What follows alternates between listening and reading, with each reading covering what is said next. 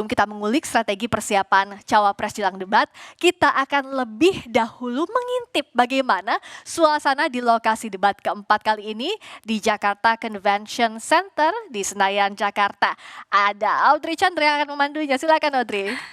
Oke, Friska dan juga saudara, 2,5 jam kurang lebih ya menuju jelang debat calon wakil presiden. Kali ini venue-nya di JCC Senayan, Jakarta. Persiapannya gimana? Sudah matang 100% atau belum? Kita langsung saja bertanya kepada jurnalis Kompas TV, ada Cindy Permadi. Cindy, kurang lebih 2,5 jam lagi menuju debat calon wakil presiden di JCC Senayan. Sudah rampung semuanya 100% persiapannya?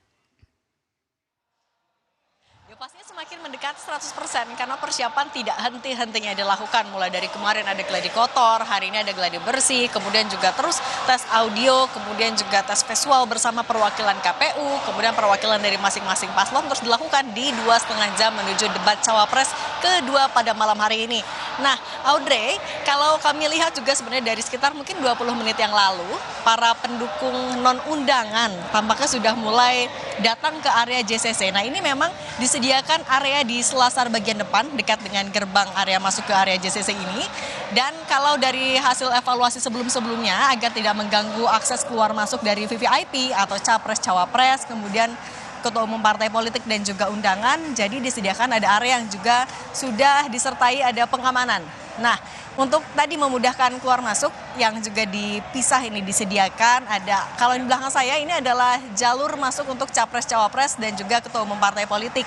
Nah, kalau untuk 75 undangan dari masing-masing paslon ada lagi pintunya di area di depan saya ini. Mereka nanti diharuskan menunjukkan undangan disertai dengan QR Code. Jadi selain undangan yang tidak memiliki QR Code dan juga ID card tidak boleh masuk. Nah, di area depan yang lagi baru itu adalah untuk para pendukung non-undangan yang kalau kami lihat mereka sudah membawa atribut masing-masing dengan seragamnya, kemudian menyanyikan yel-yel, membawa bendera, spanduk dan lain-lain.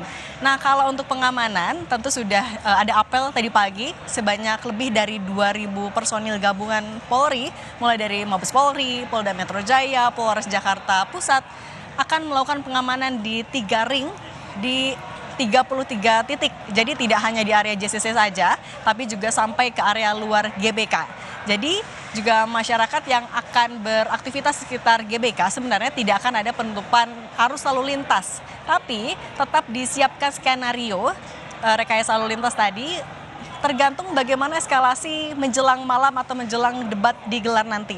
Nah, kalau untuk hari ini format debatnya KPU sudah memastikan tidak ada yang berbeda dengan debat-debat sebelumnya. Masih dalam waktu 150 menit terdiri dari 30 menitnya untuk iklan, kemudian 120 menit yang dibagi ke dalam 6 segmen. Nah, di segmen pertama, di segmen penyampaian visi, misi, dan juga program kerja, kali ini adalah giliran Cawapres nomor urut 1 Muhaimin Iskandar yang akan memulai. Ini memang sudah dibagi, kayak misalnya kalau di debat pertama dari paslon 1, kemudian debat kedua paslon 2, debat kemarin paslon 3, nah hari ini akan dimulai dari paslon nomor urut 1 kembali.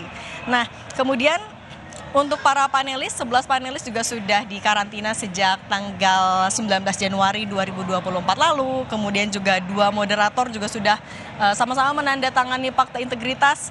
Dan yang jadi evaluasi juga diminta untuk bisa menertibkan paslon kalau ada yang berbicara di luar waktu. Kemudian juga audiens yang juga hadir untuk menjaga jalannya debat berjalan secara lancar. Kemudian kalau dari 3 perwakilan masing-masing paslon menyatakan kalau cawapresnya sudah siap semua.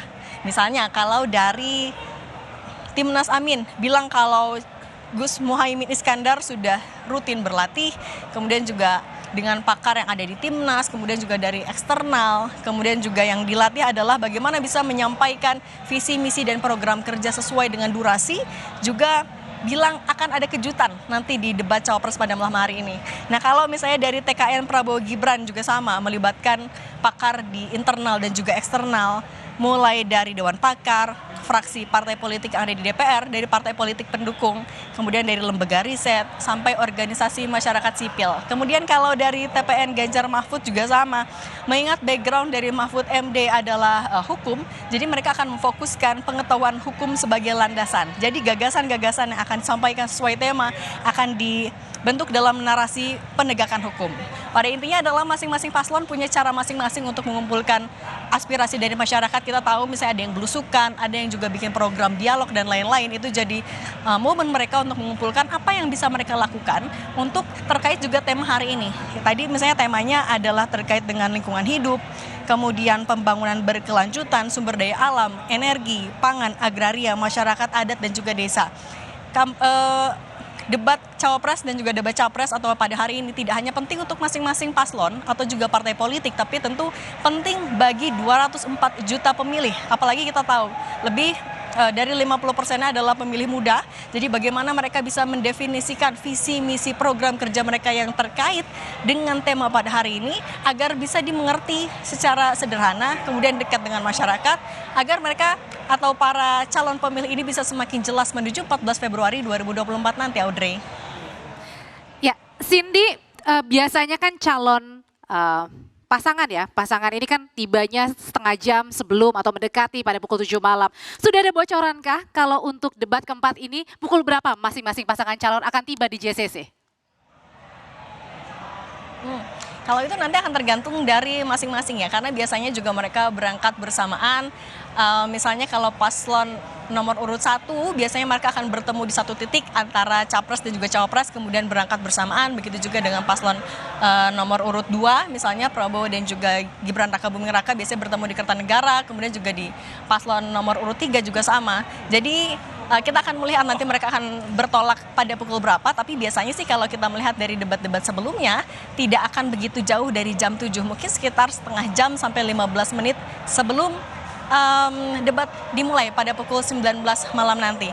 Nah juga Audrey, saya mau menyampaikan kalau ini mengutip dari hasil jejak pendapat Litbang Kompas yang dilakukan pada tanggal 15 sampai 17 Januari 2024 ini melibatkan 510 responden terkait dengan tema debat pada hari ini. Tampaknya dari 500 lebih responden tadi sebanyak 49,6% mereka menunggu-nunggu solusi yang ditawarkan cawapres terkait dengan pembangunan berkelanjutan.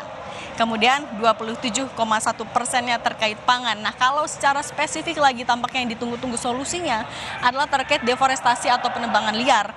Kemudian fluktuasi harga BBM sampai penanganan kelaparan dan juga stunting.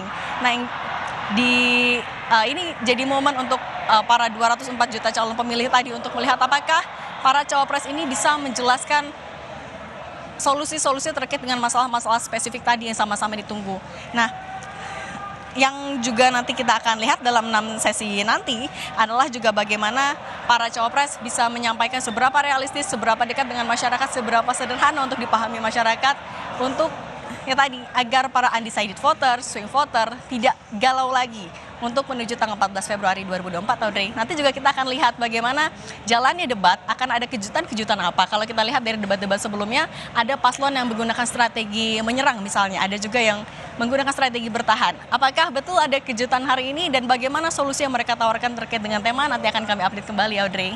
Oke, kita nantikan kejutannya di pukul 7 malam nanti. Tapi yang pasti meskipun pintu ballroom JCC ini masih belum dibuka ya, para penonton dan juga para pendukung sudah mulai memadati kawasan sekitar JCC Senayan Jakarta. Terima kasih laporannya jurnalis Kompas TV, Sidi Berbadi.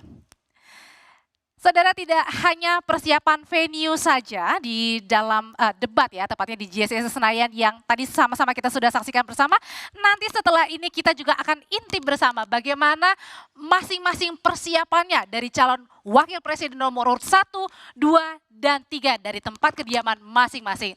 Tetap jeda, saudara, usai jeda kami akan kembali lagi. Tetaplah bersama kami.